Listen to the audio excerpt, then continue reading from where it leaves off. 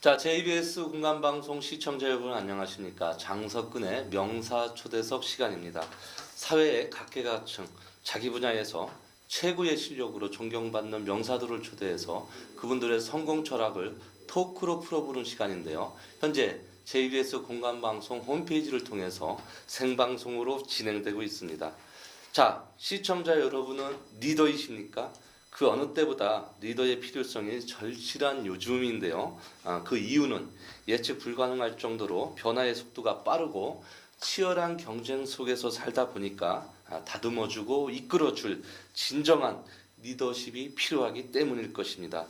장석근의 명사초대석, 오늘은 우리들에게 새로운 리더의 덕목과 자세, 리더의 올바른 길로 인도해 주실 반가운 분 나와주셨습니다. 바로 행복비전연구원 민승기 교수님을 스튜디오로 직접 모셨습니다. 교수님 안녕하십니까? 네, 안녕하십니까? 예, 이렇게 스튜디오로 나와주셔서 영광으로 알겠습니다. 자, 우리 시청자 여러분들한테 뭐랄까요?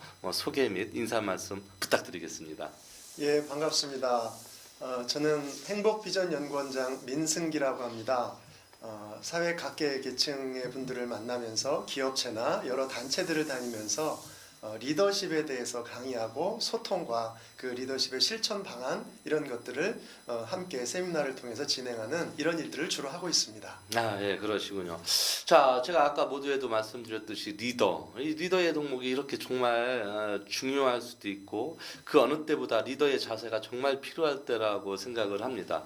그런데 우리가 쉽게 리더다, 리더십이다 이렇게 이야기를 하는데 리더가 뭔가요? 리더십이라는 게? 네, 우리 그런 말이 있죠. 그 홍수가 나가지고 물은 굉장히 많은데 네네. 정작 마실 물은 없다 그런 얘기 하지 않습니까? 예, 예, 예. 우리가 요즘에 아마 웬만한 사람이면 리더십 이런 단어를 안 들어보는 사람은 없을 것 같아요.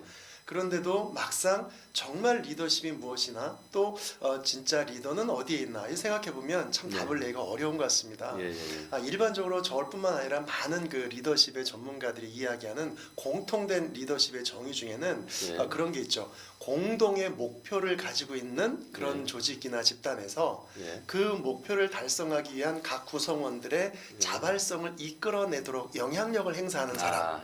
이 사람을 우리는 이제 보통 리더라고 큰 의미에서 정의를 내리고 있습니다.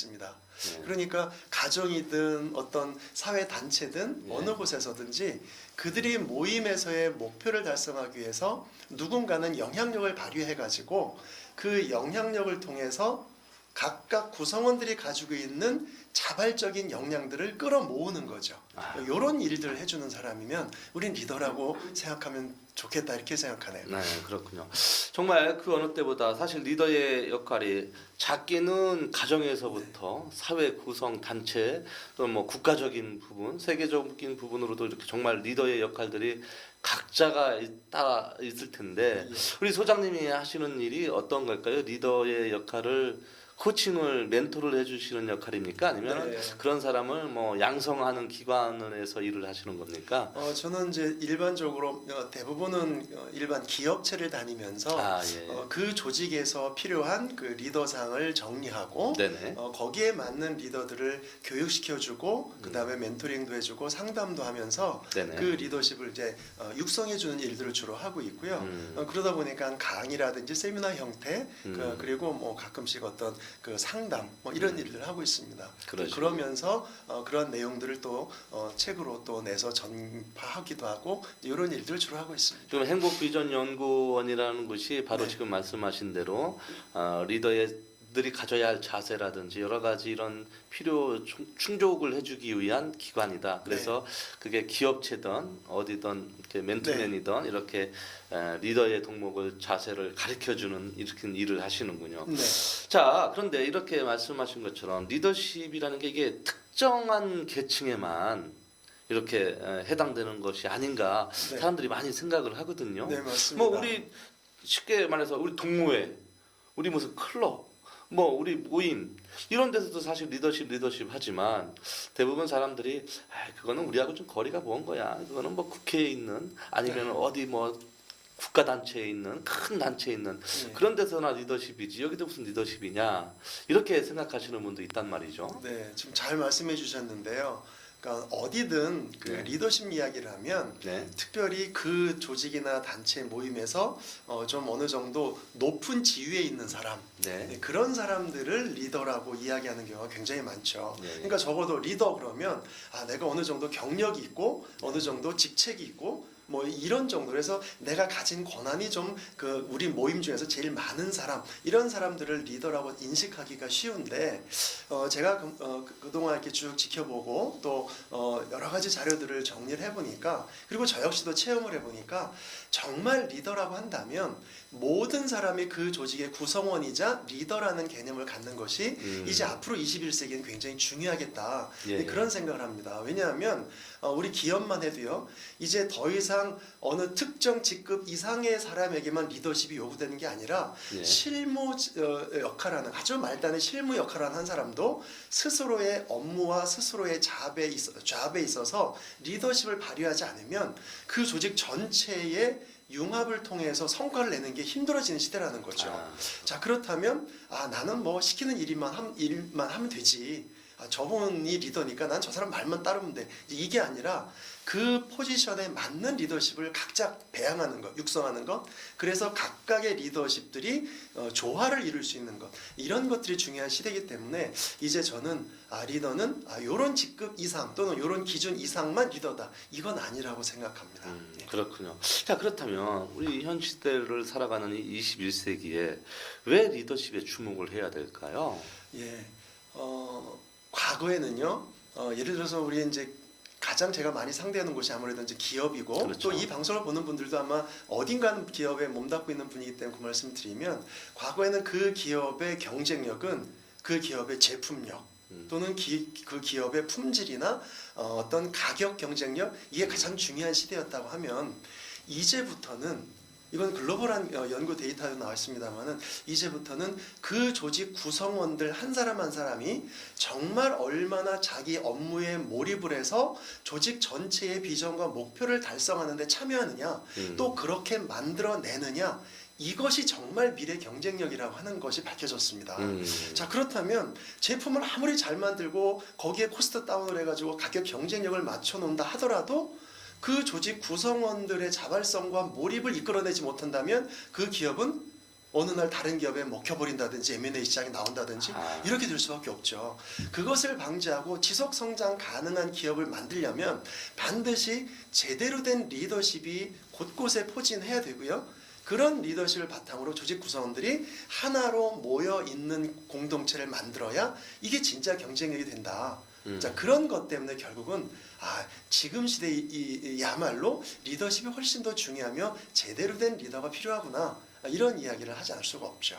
그래서 정말 우리 원장님 말씀 듣고 보니까 리더십이 이렇게 중요하고 리더십의 핵심이 이제 대충 무엇인지 네. 이제 이해가 되는데요. 그렇다면 지금 말씀하는 대로 조금 더 구체적인 핵심, 리더십에 네. 대한 구체적인 핵심이 또 별도로 있을까요? 어떨까요? 네, 그래서 리더하면 타고나는 건지 네. 아니면 나중에 훈련을 통해서 양성이 될 수 네, 있는 네. 건지, 뭐 이런 질문들도 네, 많이 네. 하시지 않습니까? 네. 근데 보면 타고난 리더가 있기는 하다는 거죠. 연구에 의하면 네. 분명히 타고날 때부터 리더의 기질과 자질을 갖춘 사람들 있다는 겁니다. 그런데 그런 사람들도 물론 있지만 상당히 많은 부분은 얼마든지 후천적인 노력에 의해서 리더로 성장할 수가 있다. 자, 그렇다면 그 리더가 되는 데는 분명 몇 가지 핵심적인 그 공통된 요소가 있어야 되는 거 아니냐, 이런 이야기가 가능하거든요. 그 중에 제일 먼저 중요한 건 리더로서의 어떤 인식을, 스스로 리더십에 대한 올바른 인식을 하고 있는 자세가 제일 중요하다고 생각하고요. 그 자세는 바로 다른 사람들에게 신뢰를 줄 수 있는가라고 하는 인성이 기반이 된 신뢰적인 자질을 갖추는 것이 굉장히 중요하다고 봅니다. 그리고 나서 그러한 자세를 바탕으로 리더십을 발휘할 수 있는 기술적인 부분도 굉장히 중요합니다. 그 리더십을 발휘하는 기술 중에 가장 대표적인 게 바로 우리가 흔히 요즘 많이 이야기하고 있는 소통의 기술력을 갖추는 것이 필요하죠. 그래서 내가 가진 리더로서의 인식과 개념을 구성원들에게 설득력 있게 전달할 수 있고 신뢰하며 자발적으로 따라올 수 있도록 만드는 그런 소통의 기술들을 익히는 것, 이런 것들이 굉장히 중요하죠. 그래서 크게 자세적인 측면과 리더십을 발휘하고 전파할 수 있는 소통이라는 기술력, 이 두 가지가 가장 핵심 중에 핵심 요소가 아닐까 이렇게 생각합니다. 아까 지금 말씀하신 대로 리더는 타고나기도 하고 네. 또 후천적으로 트레이닝에 의해서 얼마든지, 또 사실 지금 하고 계시는 일이 트레이닝을 시켜드리는 일을 맞습니다. 하고 있는데, 사실 뭐라 할까요? 어떠한 그 소통의 테크닉이 필요하고 또 어떤 커뮤니케이션이 필요한 이때에 이 리더십을 잘 발휘하면, 지금 이제 곧 뭐 우리 이제 선거철이기도 한데 특정한 정치인이나 특정한 인만 리더십이 필요한 게 아니라, 작게는 아까 말씀했듯이 가정에서부터 뭐 모임이나 단체에서, 클럽에서 다 리더십을 할 수가 있겠군요. 리더를 하기 위해서 말도 잘해야 되고, 뭣도 잘해야 되고, 옷도 잘 입어야 되고, 뭐 생기는 것도 이렇게 잘 생겨야 되고, 다 이렇게겠지만, 특별히 리더가 되기 위한 조건, 뭐 아니면은 뭐 자세, 덕목, 어떤 게 있을까요? 꼭 필요한 게. 그게 한마디로 말씀드리면 언행일치의 모습을 보여주는 그런 인성을 갖추는 것. 언행일치. 저는 그것을 굉장히 중요한 리더의 덕목으로 뽑고 싶고요. 흔히들 우리가 일하기 좋은 기업, 직원들이 일하고 싶어하는 기업, 뭐 이렇게 해서 선정을 하는 그런 게 있거든요. 그래서 Great Workplace 해가지고 GWP 기업이라고 하는 게 있습니다. 이건 글로벌하게 우리가 많이 알고 있는 초일류 기업들이 대부분이 거기에 들어가기도 하고요.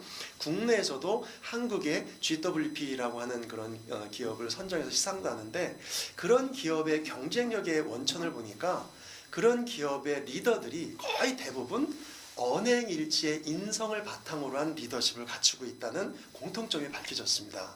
자, 그렇다면 조금 전에 제가 말씀드린 것처럼 어느 한 조직의 규모가 크든 적든 그 조직의 구성원들이 내가 저 조직에 몸담고 뭐 내가 생계 수단으로 일하는 것 외에도 정말 내 능력을 충분히 발휘해서 내가 자발적으로 몰입해서 일할 가치가 있다, 이런 마음이 들도록 이끌어 가려면 그 조직 곳곳에 있는 리더들이 삶의 모습에서, 업무의 여러 가지 모습에서 언행일치의 신뢰감을 줄 수 있는 인성을 가져야 된다는 거죠. 그것이 바탕이 되지 않으면 아까 우리 진행자께서 말씀해 주셨던 뭐 외모가 됐든 매너가 됐든 화술이 됐든 그런 것들은 잠시의 효과 외에는 지속할 수 없다라고 하는 거죠. 그래서 진정한 리더의 1번 덕목은 저는 그러한 언행일치의 인성, 이걸 말씀드리고 싶습니다. 그렇군요. 우리가 흔하게 뭐 뉴스 매체를 통해서 어떠한 뭐 CEO나 내지는 어떠한 대표들 또는 정치인들 보면은 지금 말씀하신 것처럼 언행일치가 잘 돼야만 민심도 얻을 수 있고 또 신뢰를 얻을 수가 있을 텐데, 대부분 우리가 지도자하고 리더다 그러면 넘어졌을 때 왜 넘어졌는지 한번 보듬어주고 다듬어주고 내지는 손을 잡아줄 리더가 있는가 하면, 리더의 형태도 많잖아요. 대부분 우리가 뭐 저만 그런지 몰라도 리더다 하면은, 대부분 지도자다 하면 좀 고압적이고 권위적이고 좀 그래가지고 좀 다가서기가 꺼리고 굉장히 동질감이 아닌 이질감이 생길 정도로 그런 리더들이 많았단 말이죠. 맞습니다. 근데 지금 21세기에서 원하는 리더들은 어떤 형태로든 같이 상생하고 커뮤니티가 더 잘 일어나는 그런 쪽의 리더가 필요할 것 같은데, 실제로 그렇게 리더의 교육을 시키고 계십니까? 뭐 상황에 따라 뭐 정말 고압적이고 또 뭐 뭐 계급적인 관계가 있다 보면은 조금씩 다르겠지만 형태가 다양한가요? 어떤 거야? 보통 말씀하신 것처럼 우리가 좀 소위 옛날에 봤던 카리스마형 리더십이라고 하는 게 있지 않습니까? 왜냐하면 본인의 그 강력한 리더십과 파워, 권력을 가지고 직설적으로 목표를 향해서 막 이끌어가는 리더십이 과거 우리 압축 성장, 뭐 3, 40년 동안 압축해서 성장한 우리 한국 사회에서는 굉장히 익숙해져 있었던 모습이 사실입니다. 이제 그러다 보니까 일정 경력과 지위도 있는 데다가 가진 권한도 많다 보니까 거기에 대해서 본인의 지시한 내용을 일사천리로 끌고 가는 모습에 익숙해진 리더십이 많아져서 그런 리더가 정말 힘있고 실력 있는 리더다라는 인식이 암암리에 있었던 게 사실입니다. 근데 지금 말씀하신 것처럼 이 변화하는 이 시대, 그리고 조금 전에 제가 말씀드린 것처럼 21세의 진정한 경쟁력을 갖춘 리더가 되려면 일부 상황에 따라서는 리더의 신속한 의사결정도 필요할 수는 있습니다.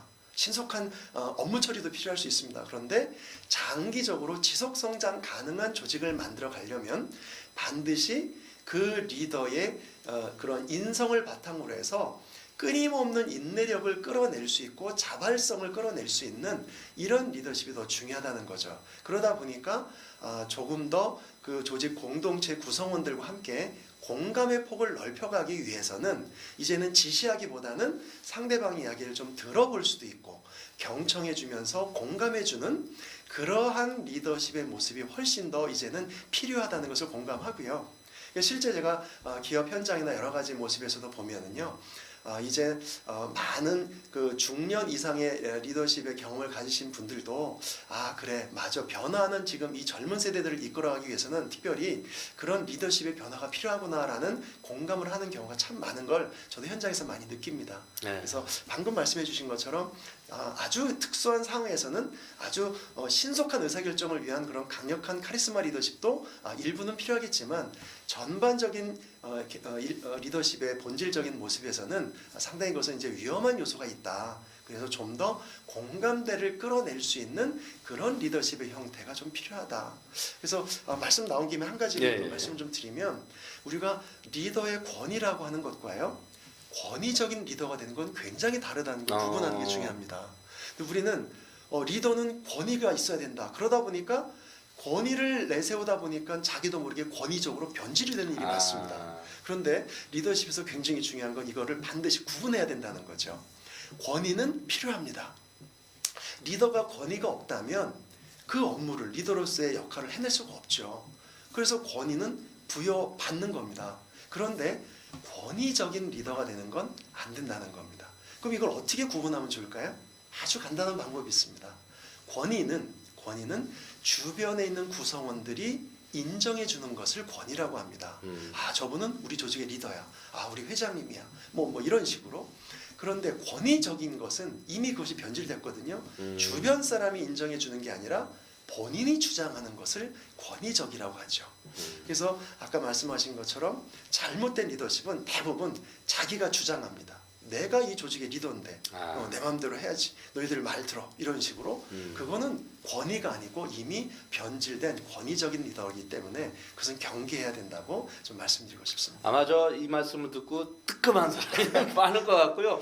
저도 사실 저희 직원들이 있습니다만 그 말씀을 들으니까 가만히 있어봐. 내가 지금 어떤 위치에 있나 하고 저도 정말 솔직히 뜨끔한데요. 자, 이런 거 있습니다.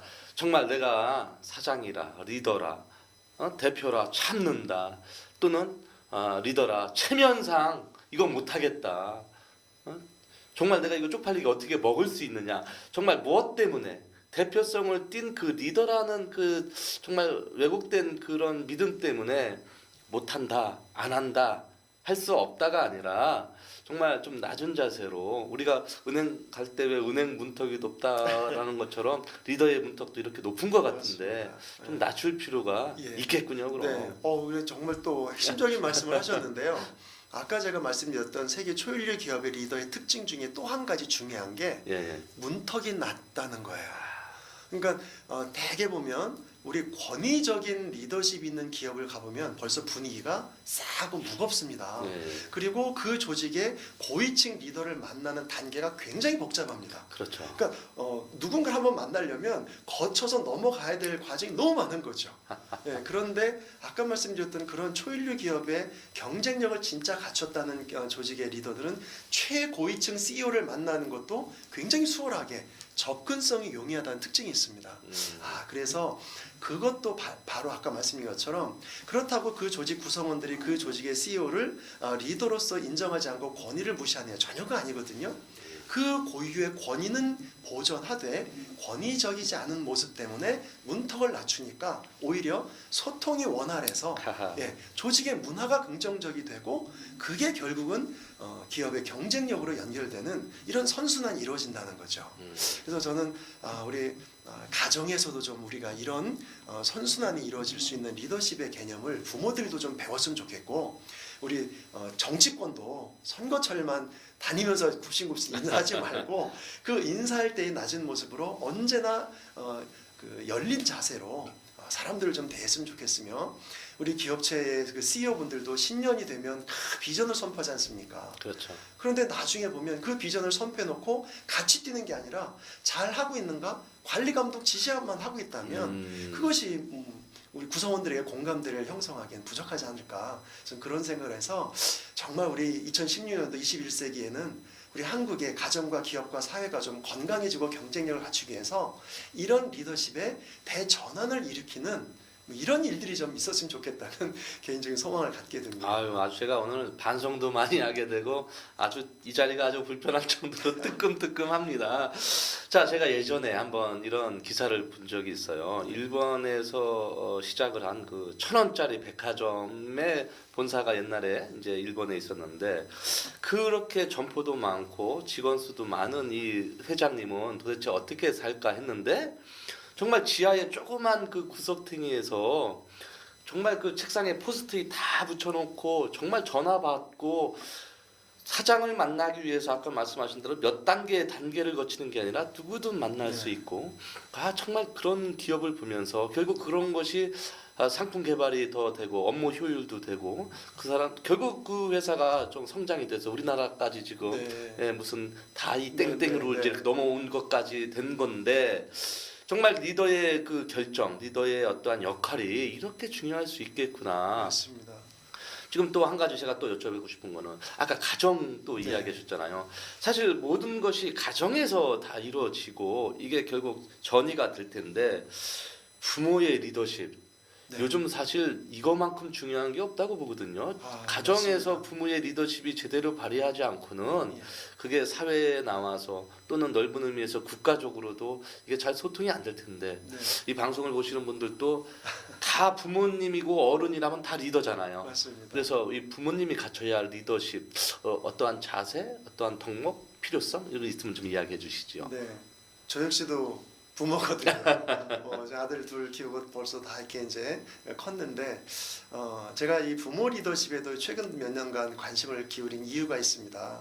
그것은 리더십에 대해서 가정에서도 그리고 부모에게도 절대 예외가 아니라는 것이고요. 방금 말씀해 주신 것처럼 모든 사회의 기초는 가정이거든요. 그러니까 가정이 건강해지지 않으면 그 가정을 통해서 자녀들이 건강하게 양육되지 않으면 그들이 학교에 나가서나 사회에 진출해서 건강한 한 사람의 인격체로서의 역할을 하지 못한다는 거죠. 그렇다면 요즘은 학교에서 선생님들도 아이들 정말 가르치기 힘들다고 합니다. 그렇죠. 네. 그리고 직장에서 우리 뭐 상급자나 이런 사람들이 밑에 뭐 부하 직원이나 후배들에게 야 너희들 이렇게 해 이거 제대로 이제 안 된다는 거예요. 그렇다면 그들을 제대로 가르칠 수 있는 곳은 그래도 가정밖에 없다는 것이고요. 또 가정에서 그런 모습을 만들어내야 되겠다. 그러면 부모로서의 부모 리더십은 뭘까? 저는 크게 다르진 않다고 보고요. 아까 말씀드린 것처럼 부모도 아이들에게 이래라 저래라 가르치는 게 아니라 부모가 사는 모습을 보면서 언행일치의 삶의 모습을 통해 아이들이 이렇게 사는 것이 올바른 삶이구나 그런 걸 느낄 수 있도록 해주는 부모의 모습 이것이 우선 첫째 돼야 된다고 봅니다. 그래서 유명한 그런 부모 교육 이게 격언 중에 그런 말이 있습니다. 자녀는 부모의 뒷모습을 보고 자란다 하는 말이 있거든요. 앞에 앉혀놓고 저도 아이들 키울 때 많이 그래봤는데 너 이거 잘못됐어. 그러면 안 되는 거야. 너 이렇게 하면 어떻게 하려고 그래. 아무리 이야기를 해도 한두 시간 지나면 바로 잊어버리더라고요. 그런데 어느 날 보니까 내가 말하지 않고 가르치지 않았는데 저 녀석들이 내가 하는 모습 비슷한 걸 따라서 하더라는 거죠. 그러니까 가르쳐서 되는 게 아니라 내가 사는 모습을 보고 배우는 것 이게 가정에서의 부모와 자녀의 관계다. 저는 그런 생각을 해서 특별히 사회보다도 가정 안에서 더욱더 부모의 솔선수범과 언행일치의 모습을 통해 리더십을 발휘하는 것 이게 저는 굉장히 중요하다고 보고요. 그런데 부모 리더십 그러면 조금 오해할 수 있는 부분이 하나 있습니다. 그건 뭐냐면 부모로서 자녀들을 가르치고 이끄는 것만 생각하기 쉬운데 그것이 아니고 자녀들을 가르치고 이끄는 리더십 이전에 부모 리더십에 굉장히 중요한 기둥 하나가 먼저 있습니다. 세워야 될 기둥 하나. 그건 뭐냐면 부부 간의 건강한 기둥을 먼저 건강하게 세워야 된다는 전제 조건이 있습니다. 그래서 부부라는 기둥을 잘 세워놨을 때 그 다음에 자녀와의 관계를 통한 기둥을 세워서 두 개의 기둥을 통해 가정이라는 부모 리더십을 통한 원만한 리더십을 발휘할 수 있다는 말씀을 꼭 좀 드리고 싶습니다. 네.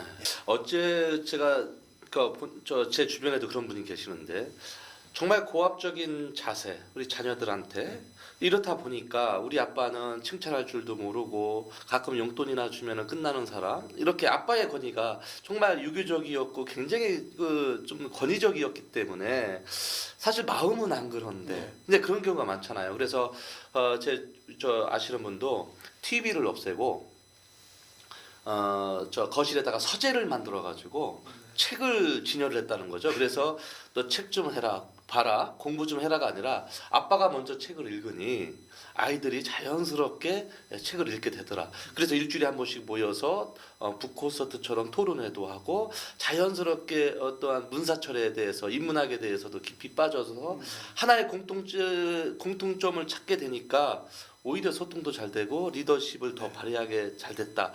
이런 사례가 제 주변에도 있고 아마 이 방송을 보시는 시청자 여러분들도 그런 사례가 주변에 굉장히 많을 거예요. 그래서 솔선수범하고 언행일치가 되는 그런 리더십. 그런데 이 집에서 이렇게 하는 부모의 리더십이 사회적 의미, 사회적으로 주는 영향 네. 굉장히 크다 할 수가 있겠죠. 맞습니다. 아까 제가 언뜻 말씀을 이미 드렸습니다만 가정에서 부부가 어떻게 사는 모습을 보여주는가 그걸 통해서 자녀들은 자연스럽게 사회성을 배우고요. 대인관계를 배웁니다.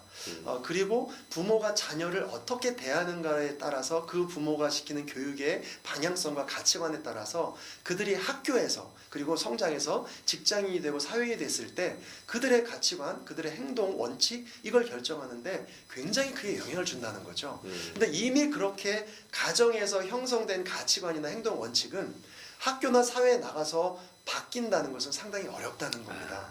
자, 그런데 요즘 우리나라에 정말 과거 수십 년 전에는 생각지도 못했던 끔찍한 사건 사고들이 얼마나 많습니까? 그런 일들이 왜 생겼을까? 자, 그 근본 원인은 바로 가정 안에서의 부모 리더십이 왜곡되거나 부모 리더십이 바로 서지 못했기 때문에 그런 환경에서 자란 아이들이 지금은 태어나면서 글씨도 읽기 전에 스마트폰 가지고 노는 세대거든요.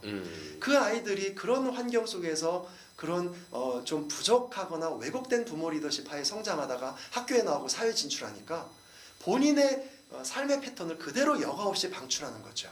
그러다 보니까 관계가 깨지고 분노가 폭발하고 절제하거나 배려하는 게 문제가 생기고 이렇게 되다 보니까 상상도 못하는 사건 사고가 저는 발생하는 것으로 연결이 된다고 봅니다. 자, 그렇다면 그런 개개인이 모인 조직이 건강한가? 절대 전 그렇게 볼 수가 없고요. 그런 기업이 미래 경쟁력을 갖추고 있다 이렇게 말할 수는 없다고 봅니다. 그래서 저는 우리 내 가정의 행복을 위해서만이 아니라 장기적으로 보면 내 가정에서 건강한 부모 리더십을 갖추고 부부 관계를 만들고 자녀 관계를 만드는 것이 나아가서 이 나라와 민족, 사회를 건강하게 하는데 아주 중요한 역할을 한다는 저는 일종의 사명감을 가질 필요도 있다. 그렇게 생각을 합니다. 아까 제가 직장이나 사회에서 진정한 리더의 동목 때 뜨끔한다고 했는데 부모의 리더십 하니까 제가 더더욱 뜨끔을 하고 있습니다. 그래서 와 오늘 제가 여러모로 가장 그 리더십에 대한 수혜자인 것 같고 오늘 제가 가장 크게 좋은 것 같습니다.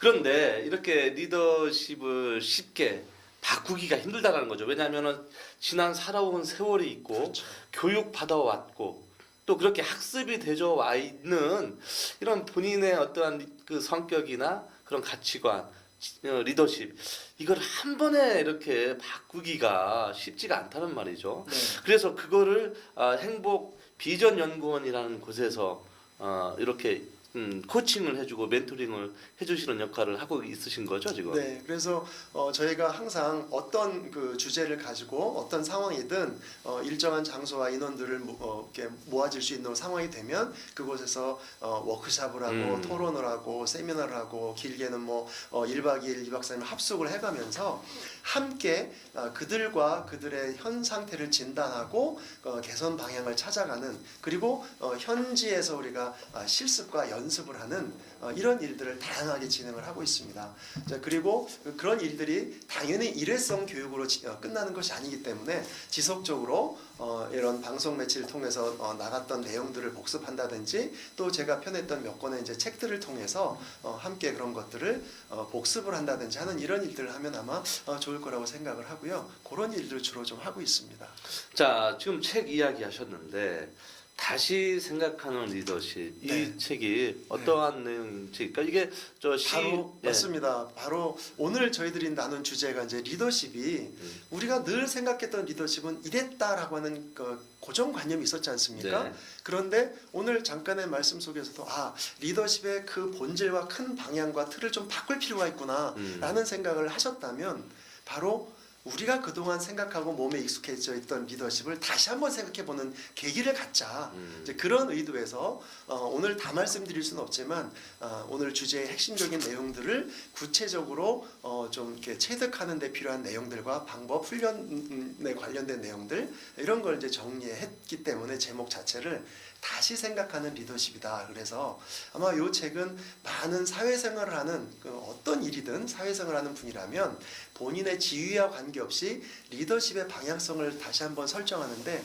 유용하게 정리가 되어 있는 책이라고 말씀드리겠습니다. 네, 그렇군요. 또 한 권의 책이 있습니다. 네. 이 세상 단 하나뿐인데 가정을 위한 행복한 부모 리더십. 네. 이거는 말 그대로 네. 가정에서 그 쉽게 리더십의 내용을 가정에 접목한다면 어떻게 풀어가면 될까? 음. 네, 그렇게 해서 아까 말씀드린 부부 사이의 관계를 건강하게 만들고 자녀에게 부모로서 리더십을 전파하기 위한 자세와 기술들 그리고 알아야 될 지식들 이런 내용들을 정리해 놓은 책이죠. 이거는 뭐 거의 부모님들이 반드시 읽어야 할 필독서라고 그랬으면 할 좋겠습니다. 수가 있겠군요. 아마 가까운 서점이나 아니면 우리 민승기 교수님한테 이야기하시면 이 이외에도 많은 책이 있겠지만 이런 리더십에 대한 이야기 또 책을 쉽게 만나보실 수 있을 것 같습니다. 자, 뭐랄까요? 우리 지금 여지껏 리더십 이야기 많이 했는데 네. 우리 교수님은 원래 민 교수님은 원래 리더십 전공이 리더십을 아니었습니다.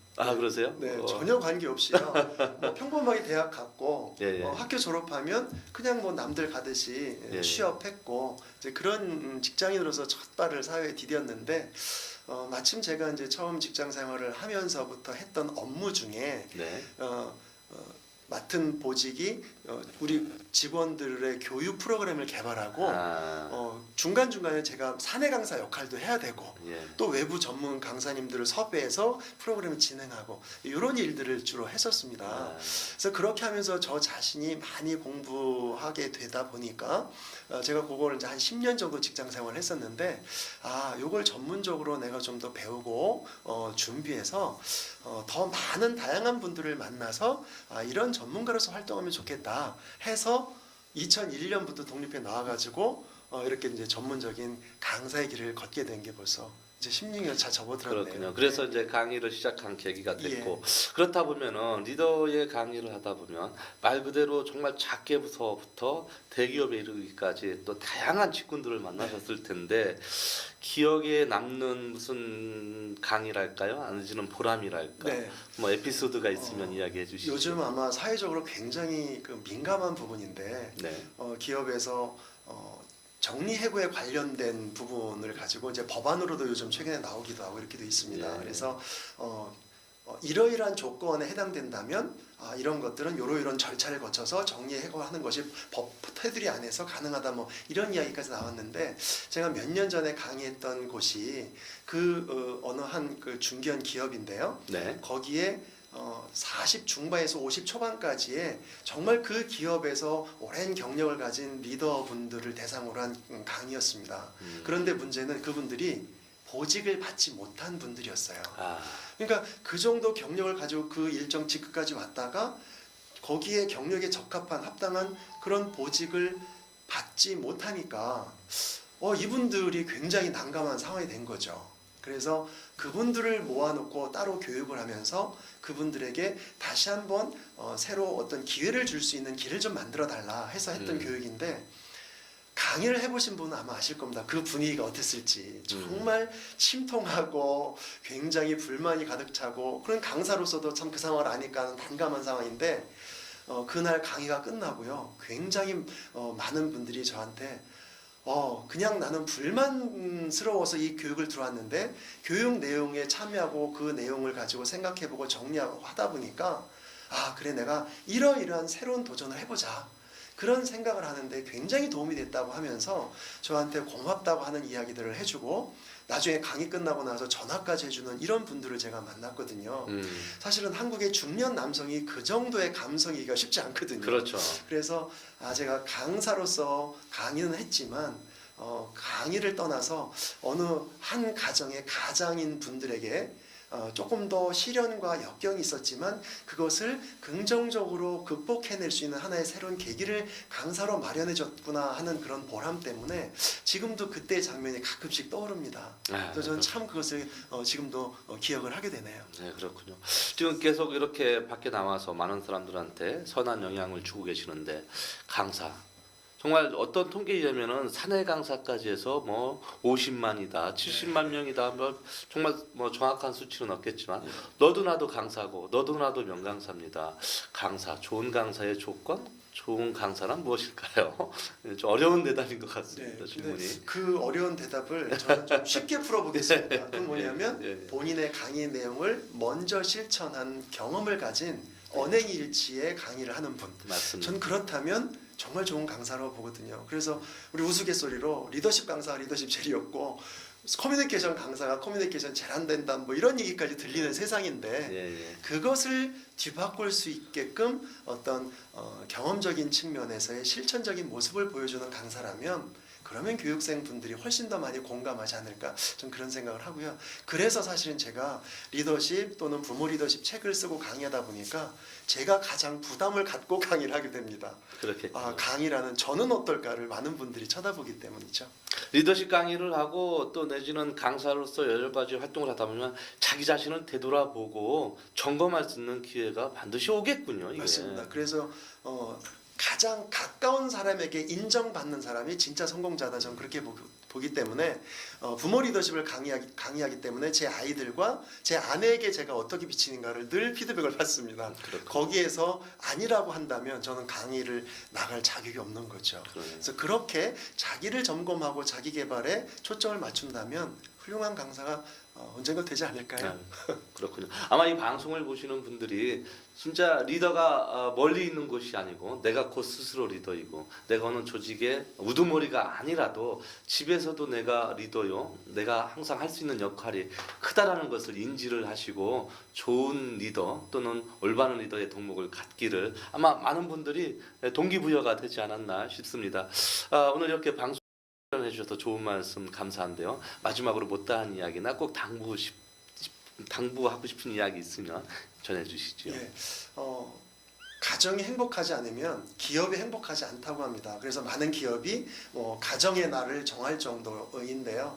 그래서 우리 리더십은 가정에서 출발을 하고 가정에서 접목해본 이후에 자기가 속해 있는 삶의 터전에서 진정한 삶의 경험을 바탕으로 실천을 해낼 수 있는 사람들이 많아졌으면 좋겠습니다. 그런 의미에서 이 리더십은 특정 부류의 누구에게만 해당된다는 생각을 버리시고 오늘 우리 대담 내용에 나왔던 내용들의 핵심적인 내용을 바탕으로 해서 모두가 리더가 되고 모두가 행복한 공동체를 만들어가는 그런 우리 한국 사회가 됐으면 좋겠습니다. 거기에 저와 또 우리 이 공감방송이 작은 역할을 했으면 좋겠다는 생각을 가지고 말씀을 드리겠습니다. 네, 오늘 이렇게 방송에 출연해 주셔서 감사하고요. 앞으로 더더욱 많은 곳에서 더더욱 많은 사람들한테 영향을 줌으로 인해서 대한민국이 행복한 대한민국이 될 수 있도록 또 말 그대로 우리 회사 이름이 또 행복비전연구소니까 더더욱 행복해졌으면 좋겠습니다. 네. 오늘 출연해 주셔서 너무 감사합니다. 고맙습니다. 네. 예.